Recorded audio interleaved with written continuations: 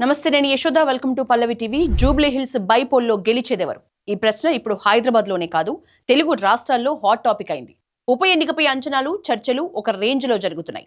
Betting అయితే peaks కి చేరింది. కాంగ్రెస్, బీఆర్ఎస్, బీజేపీ కొదమ సింహాల్లా తలపడుతున్నాయి.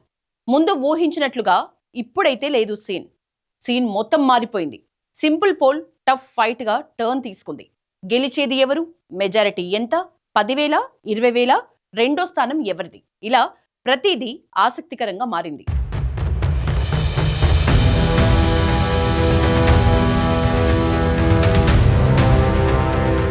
వాట్సాప్, టెలిగ్రామ్ ఈ రెండు సోషల్ మీడియా మాధ్యమాల్లో జూబ్లీ హిల్స్ బైపోల్ ఫలితంపై ఎక్కువగా బెట్టింగ్ నడుస్తోంది. పోలింగ్ మొదలు కాకముందే మొదలైన ఈ బెట్టింగ్ మున్ముందు మరింత పెరుగుతుందని అంచనాలు ఉన్నాయి. నవంబర్ 11న పోలింగ్ ముగిసిన 3 రోజుల తర్వాత రిజల్ట్ రానుంది.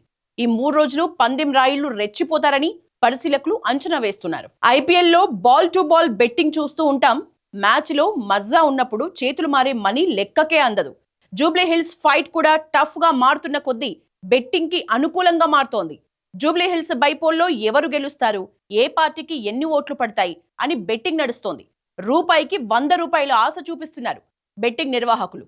కాయ్ రాజా కాయ్ అంటూ వాట్సాప్, టెలిగ్రామ్ యూజర్లని బుట్టలో వేసుకుంటున్నారు. ఇప్పుడు అందరి చేతికి స్మార్ట్ ఫోన్లు వచ్చేసాయి. అన్లిమిటెడ్ ఇంటర్నెట్ అందుబాటులోకి వచ్చింది. దీంతో ఒకప్పుడు పట్టణాలకే పరిమితమైన బెట్టింగ్ పల్లెలకు పాకింది.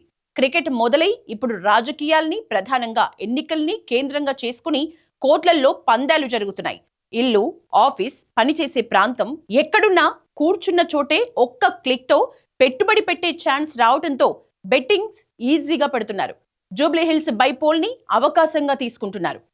లీడర్లు, పార్టీలు పోటాపోటీగా సర్వేలు చేసుకోవటం బెట్టింగ్ కు మరింత ఊతమిస్తోంది. ఒక్కో సర్వేలో ఒక్కో ఫలితం రావటం పందెం నిర్వహించే వాళ్లకు మరిన్ని అవకాశాల్ని ఇస్తోంది. సర్వేల్ని చూస్తున్న బెట్టింగ్ రాయిళ్లు బుక్కీలను ఆశ్రయిస్తున్నారు. కూకట్పల్లి కేంద్రంగా ఈ బెట్టింగ్లు సాగుతున్నట్లు తెలుస్తోంది. ముందుగా అడ్వాన్స్లు తీసుకుని దందాకు దిగుతున్నారు. కొందరు పొలాలు కూడా రాయించుకుంటున్నారని సమాచారం. 3 అంశాలపైనే ప్రధానంగా బెట్టింగ్ సాగుతోందని తెలుస్తోంది. ఇండియాలో 14 కోట్ల మంది బెట్టింగ్, గ్యాంబ్లింగ్ కార్యకలాపాల్లో రెగ్యులర్ గా భాగం పంచుకుంటున్నారని అంచనా. ఐపీఎల్ సీజన్లో ఈ సంఖ్య 37 కోట్ల దాకా పెరుగుతుందని థింక్ చేంజ్ ఫోరం తమ నివేదికలో తెలిపింది. టీసీఎఫ్ నివేదిక ప్రకారం బెట్టింగ్, గ్యాంబ్లింగ్ కోసం 75 వెబ్సైట్స్ పనిచేస్తున్నాయి. ఇండియాలో ఏటా సాగుతున్న ఇల్లీగల్ స్పోర్ట్స్ బెట్టింగ్ కార్యకలాపాల విలువ $100 బిలియన్, అంటే 8,20,000 కోట్ల రూపాయల దాకా ఉంటుందని అంచనా.